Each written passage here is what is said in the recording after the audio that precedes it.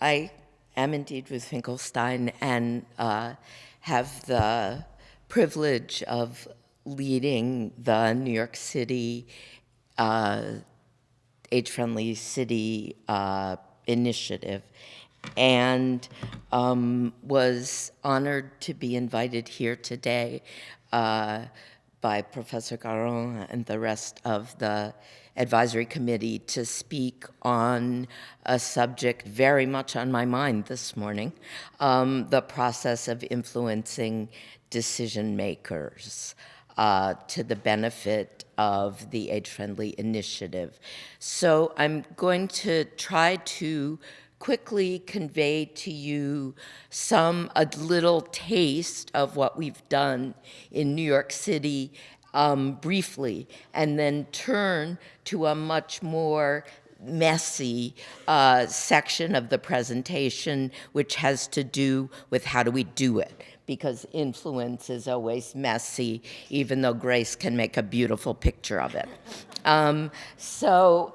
Just to quickly run through, one initiative is Safe Streets for Seniors, and here's an example of an intersection in Queens before the modifications, and here is after modifications. 130 intersections have been modified, each in its own individual way, and the result has been a decrease as measured in pedestrian fatalities, one of the real barriers to independence and walking for older adults.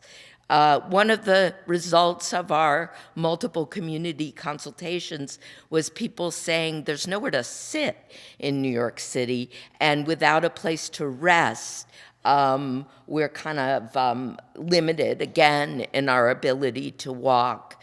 The City Bench program could be our presentation. It was wonderful because it's a participatory planning process where people can write in and say where they want a bench placed. The bench is placed there. There are now 1,000 of them around the city, and I see people sitting on them all the time.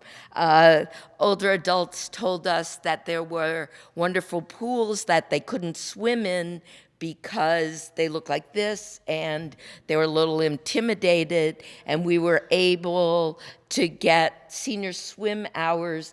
Don't limit the ability of those same kids to swim. You just put one at one end and one at the other during swim classes in the morning. It's a shared space, so don't quit moving your head around. Okay, that's very difficult. I'm a New Yorker. I've got to move something.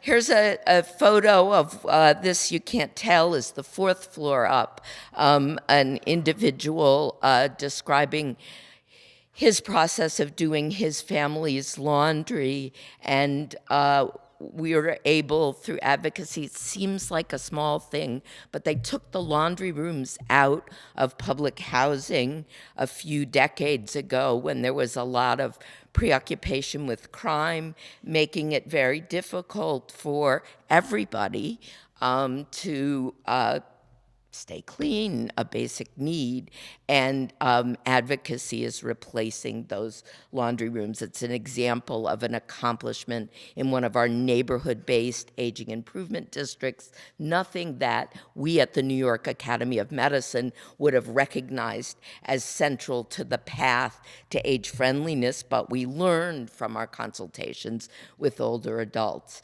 Similarly, we learned that most people don't interact with services on a daily basis. What people interact with is one another, if we're lucky, and also businesses, especially in a place like New York, where you get up every morning, you go to the corner, you get your coffee, you get your newspaper, and then you figure out what your day looks like.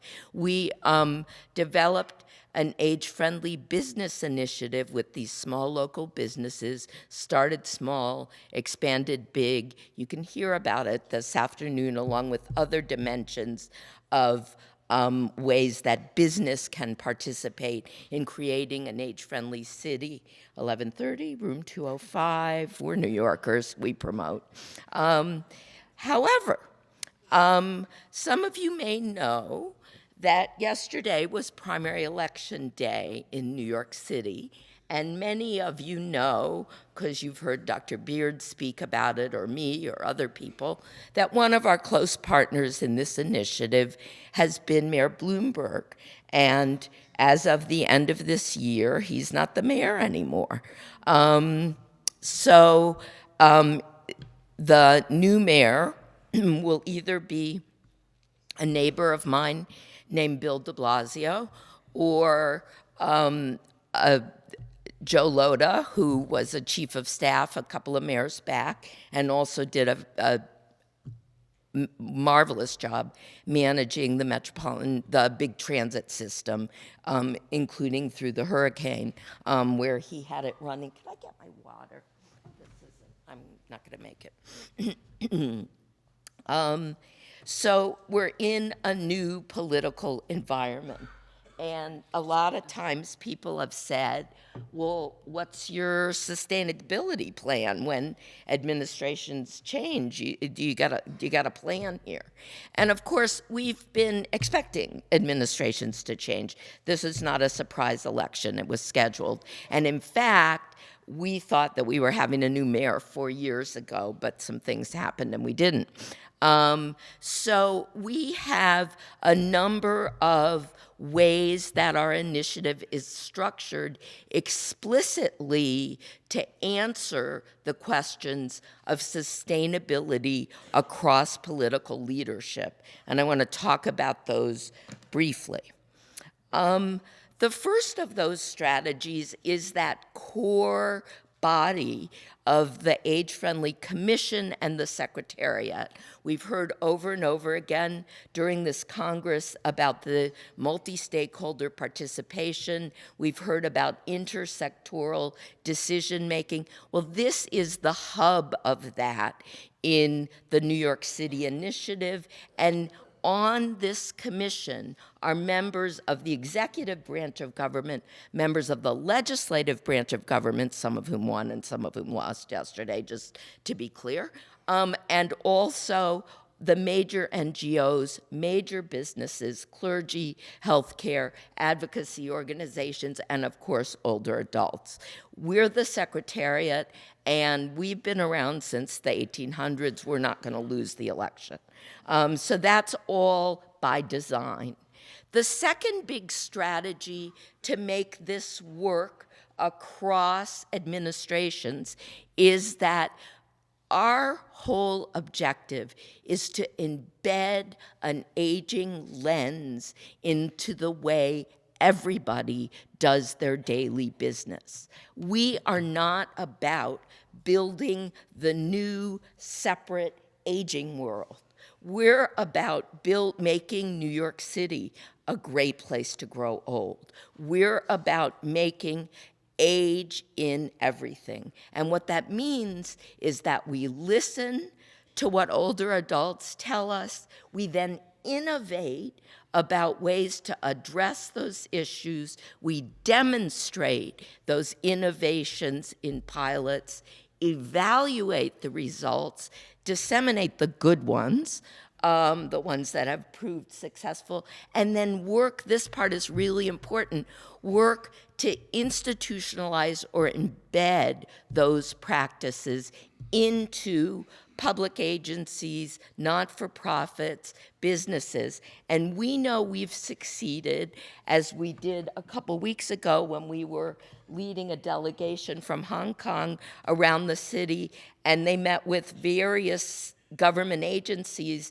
and said, well, how did you come to do this? And they would say, well, it's just an agency priority, and we've always done it. And that's when we knew we'd succeeded. They had no idea they were part of age-friendly New York City. They had no idea that this is where it came from. It was baked in, and that's what success looks like.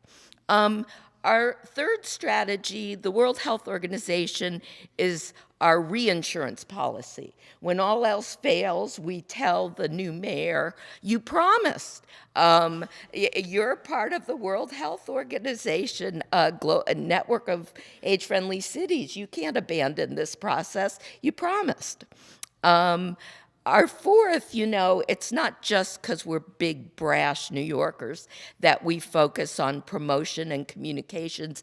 It's another of our insurance policies. It's harder to take something away that everybody is aware of, that everybody saw about, read about, heard about.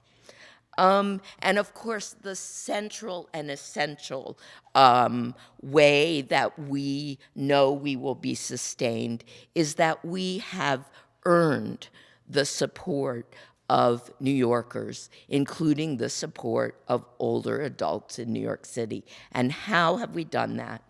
Well, we've done that by listening early and often to a wide diversity of older adults. I'm not going to bore you with all the consultations and all the languages and all the craziness, but please talk to all my staff about those stories because they're wonderful. And then we take what we hear and we work together with other stakeholders to design innovative solutions to the issues identified. And we seek to design what we call win-win-win strategies. What are all those wins? A, they meet the needs and desires of the older adults. B, they meet objectives of the person making the change, so that the business initiative took off when we were able to show that age-friendly businesses made more money than non-age-friendly businesses, right? Those were their objectives. And what's that third win is to meet broad social policy objectives of promoting equality, promoting equity, and what's our other secret ingredient? Older adults vote. But let's take this apart a little bit. Older adults, perfect. Older adults do not, as all these losing candidates mistakenly believe, do not simply vote their narrow self-interest as older adults.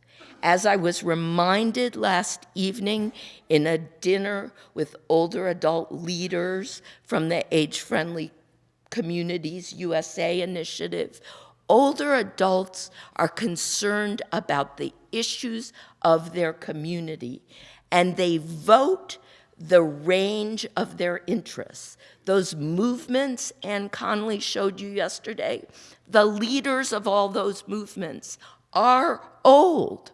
The progenitors of all those movements are old. All of us are not looking to vote just to have a senior center.